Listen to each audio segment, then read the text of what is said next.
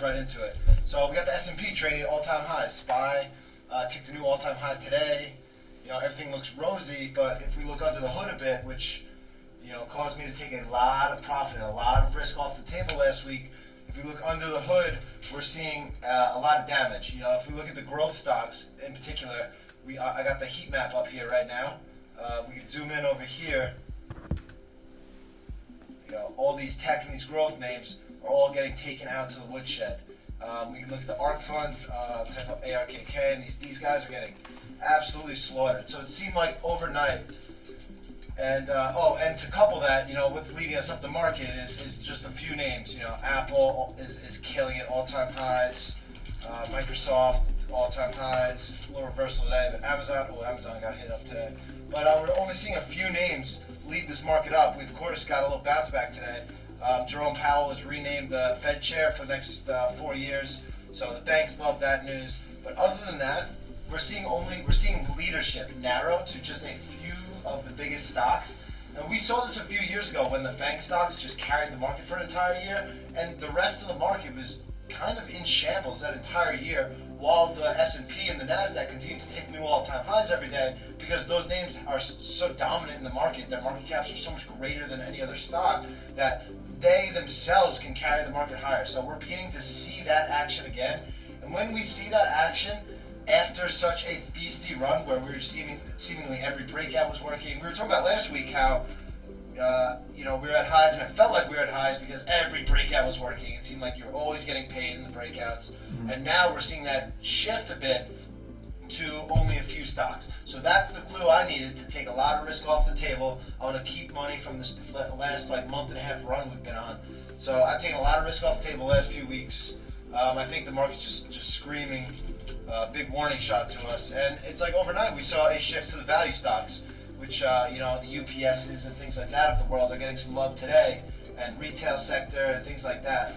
But I'm definitely much more risk off than I have been in the 6-7 weeks since, we've seen this run. What are you thinking over there? Yeah, so very similar. So even, again, you went over the SPY.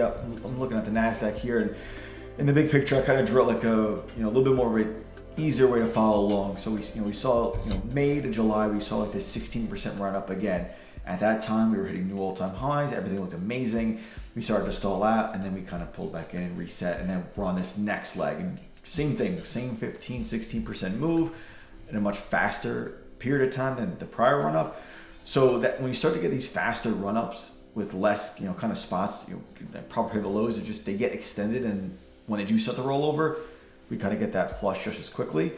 So I'm in the same camp as you, and even looking closer under the hood, if we look at some individual sectors, we have consumer staples. The main theme here with these next four sectors is they all, were in a relative range. They all ran back up to their prior all-time high, and when it gets back up there, it looks amazing. But that's that prior retest where most investors now are looking to either get out for break even or to take some profits, and it just creates resistance when you're looking at it. You think it's going to go higher. So we saw this in the consumer staples.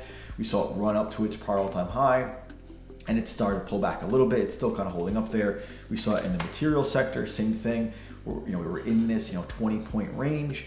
We ran up into that prior retest. The buyers got exhausted, and now it's still kind of showing us that's resistance. We saw that as well in the industrial sector. We got back up to that prior all-time high, pushed a little bit, but we're losing that momentum back at that retest. And lastly, the consumer discretionary sector, same thing. We had a 20% run up to new all-time highs, started to pull in, and now we're seeing this new retest forming. So again, same thing that Shake reiterated, just kind of seeing a little bit difference than what we saw last week, of where we were seeing a lot of follow through. Now we're starting to see a little more indecision and maybe some profit taking, that it could make sense to be a little more defensive.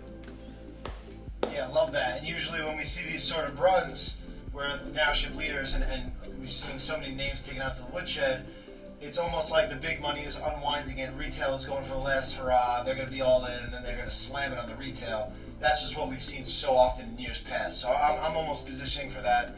I have the most cash I've had in the active account I've had since, I don't know, a long time, last few months for sure.